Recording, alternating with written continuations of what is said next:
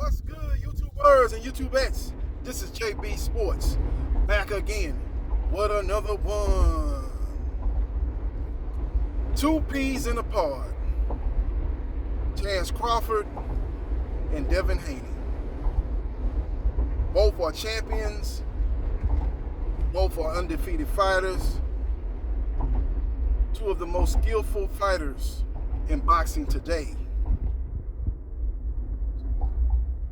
Two of the highest earning fighters in boxing today. When you talk about what a fighter makes per fight, Chance Crawford and Devin Haney are on the top of the food chain. Make no mistake about it. But both guys are being frozen out in their weight class. And both fighters, despite the fact that they're two of the highest earning fighters in boxing today, are not able to secure undisputed. And that's part of the problem. Them being the highest earning fighters in boxing. That's part of the problem. Because both fighters are overpaid. Through no fault of their own, they're overpaid. Because when Top Rank Boxing gave Chance Crawford not one but two contracts, in particular the last contract, they overpaid Chance Crawford. And the contract that Devin Haney had with Eddie Hearn in Matchroom Boxing that was backed by DAZN was a contract that overpaid the WBC champion, Devin Haney. And that's one of the reasons, one of many reasons, the reasons that we're here, the reasons that we'll make it last forever. Yeah, that's the reasons, one of many reasons why these two fighters are in a conundrum, are in a holding pattern, unable to secure undisputed. Both fighters need to put aside their pride, in particular Chance Crawford. It's no issue, it's no illusion that Chance Crawford has beef with the PBC. What other reason can you give me that he ain't went across and signed an advisory contract with Al Haymon? So people saying, oh, he should go over there and get a deal with Al Haymon and the PBC, a multi-fight deal. He ain't got to do that. Ain't no fighters over there got a multi-fight deal with Al Haymon and the PBC. None of those PBC fighters got a multi-fight deal with Al Haymon. Only fighters that Al Haymon was willing to do a multi-fight deal with is Canelo and Deontay Wilder. And that was because Deontay Wilder was flirting with DAZN. So he basically got a deal over there with Showtime and the PBC, which Deontay Wilder was going to get paid $20 million to fight Dominique Brazil, $20 million to fight Luis Ortiz, and then $20+ million to fight Tyson Fury. But outside those two fighters, Al Haymon ain't in the business of giving fighters multi-fight deals. What Chance Crawford needs to do is go over there and sign Al Haymon as his advisor. That's what he needs to do. He does that, he's in there. He's in there like swimwear. You know, he can get a fight lined up with maybe a Danny Garcia. He gets that win. Then he's in line to fight Errol Spence Jr. for undisputed. Or maybe he gets a fight with a Keith Thurman. The winner of that gets a shot at undisputed against the winner of Spence and Hugas. That's the route I would advise Chance Crawford to go down. Now, Devin Haney is a little bit more complicated because he's making good money with Eddie Hearn, but his contract is up with Eddie Hearn.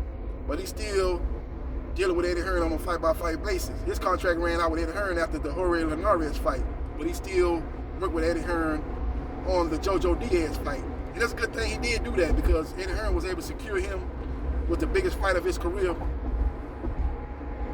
in his last fight with Jojo Diaz. But now, he needs to look out for himself, and he needs to get on the phone and talk with Al Haymon and see if it's in his best interest to sign Al Haymon as his advisor. Get on the phone with Bob Arum. Bob Arum tried to set up a meeting when he was trying to secure the Teofimo Lopez fight, when Teofimo Lopez was the unified or the undisputed lightweight champion, whatever side you fall down. He was the man at 135. And Devin Haney and Bill Haney did not go to that meeting. They refused to meet with Bob Arum. You know, maybe Eddie Hearn was whispering in their ear and said, hey, don't meet with him. I got the bag for you. Just stick with me, man. I'm going to get you paid way more money than Top Rank Boxing will get you paid. And they stayed with Eddie. But now you got to start looking out for yourself. And if you're looking out for legacy, you done made your money. You made your money fighting Jojo Diaz. You made your money fighting Jorge Linares. You made your money fighting Yorkes Gamboa. You done made your money. Now it's about getting the legacy defining fights. And if that's the case, you need to call Bob and you need to call Al and see which is the best deal, not only monetarily wise for your career, but legacy wise for your career. And legacy need to be number one, and monetarily, money need to be number two, because you done made your money, Devin Haney. Terence Crawford, you done made your money too.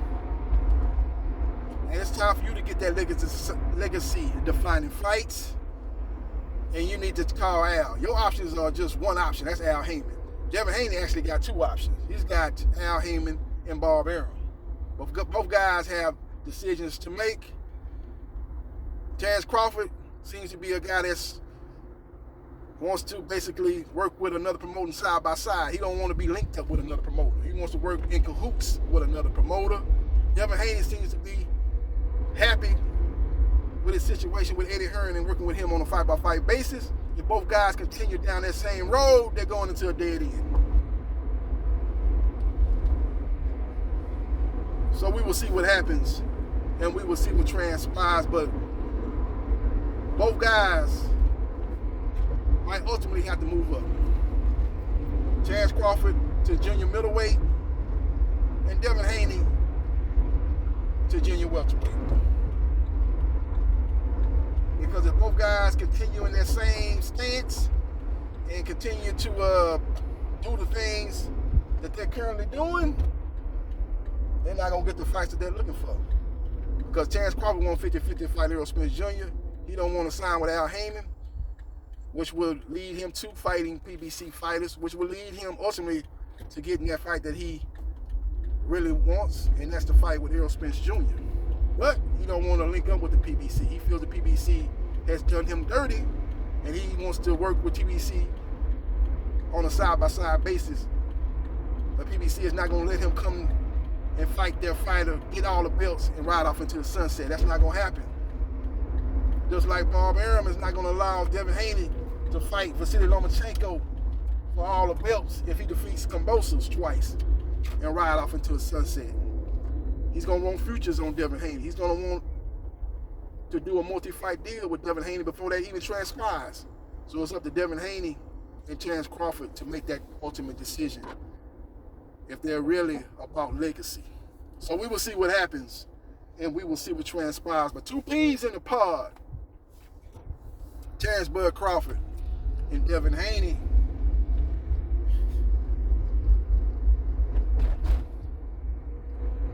Devin Haney could go with Al Heyman and stay at 135. He's not alone for 135, number one. So if he's going to be looking for that career-defining fight at 135, he need to hurry up and call Al Heyman. Because Gervonta Tank Davis has a fight lined up with Rolando Roller Romero that they're negotiating right now. And that fight could take place in the spring, late spring, early summer of 2022. If he's successful in that fight, Davis could be lined up to take on the winner of George Kambosos and Vasily Lomachenko after their second fight, if it is a second fight. Kambosos wins the first fight, he'll be lined up to take on George Kambosos, as the WBA is in the process of shrinking down their belts per division. So Gervonta Tank Davis is in a more favorable position than Devin Haney. He don't even have a belt. And Devin Haney is a WBC champion. That's because he's linked up with one of the most powerful figures in boxing. That is Al Heyman as his advisor. Same thing could be said with Vasily Lomachenko, who signed with Bob Arum in Top Rank Boxing. As he's very close to having a fight set up with George Kambosos, the undisputed lightweight champion. And if he's successful in that fight, he gets the rematch, and he wins that fight, then he'll be in the catbird seat, and he'll be lined up with maybe a future fight against the winner of Oscar Valdez, Shakur Stevenson, or maybe he can get that fight he's been looking for the last couple of years, that fight against a Gervonta Tank Davis. And at that time, if Gervonta Tank Davis keeps winning and Vasily Lomachenko keeps winning, that fight will be big enough for ESPN and Showtime to come together and do the same thing that they did when they put together Deontay Wilder versus Tyson Fury, the second and third fight. If the fight's big enough where everybody can eat, you'll have two boxing entities coming together to produce a mega event. But Devin Haney needs to get those type of fights, build his brand, get the legacy-defining fights, and then he'll actually be in a better and higher income bracket than he was when he signed that lucrative contract with Matchroom Boxing USA that was backed by the Zone. Let me know your thoughts about two P's in the pod. Terence Crawford and Devin Haney. And what move do you think they need to make next? Do you think they need to stay where they're at, or you think they need to go across that street? Terence Crawford said, why should I have to go across the street? Well, the street that Errol Spence Jr. is on, they got bars, they got clubs, they got restaurants on his side of the street. The street that you own, Terence Crawford, they got abandoned buildings. They got warehouses for sale. They got drifters and bums sleeping in front of those abandoned houses and abandoned warehouses and restaurants that are up for sale. That's the difference. You need to go to that side of the street where the action is, where the business is being conducted at, where the money is being made at, Terrence. And now that you are a network free agent and you're suing your own promoter, your former promoter, Bob Arum, you need to be looking for the legacy-defining fight, and that is Errol Spence Jr. for Undisputed. And Devin Haney, the money has dried up according to the Zone. They're not going to be willing to pay you the money that you made previously with Matchroom Boxing USA, so you need to be looking at a legacy-defining fight at 135. And if you can't make 135 no longer, you need to look at big fights at 140 and vacate that WBC belt, which has done you dirty, and become ranked in the IBF, the WBO, in the WBA, and get into that mandatory position, or get into the position where you're a big enough name to get that title opportunity. Let me know your thoughts.